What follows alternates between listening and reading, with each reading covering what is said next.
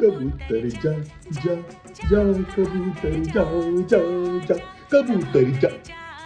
अहो असं काय करताय? अहो नुकत्याच मुंबईमधल्या सगळ्या कबूतरखान्यांवर बंदी घालण्यात आली, बरोबर?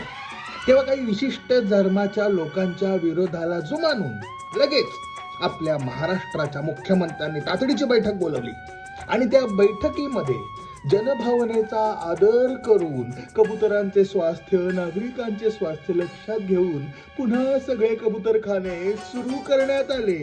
हो, पण दुसरीकडे मालेगाव बॉम्ब ब्लास्ट मध्ये कबूतर काय तर किड्या मुंग्यांसारखे मेलेल्या लोकांना आणि मुंबईमध्ये झालेल्या रेल्वे बॉम्ब ब्लास्ट मध्ये मेलेल्या लोकांना न्याय कधी मिळणार?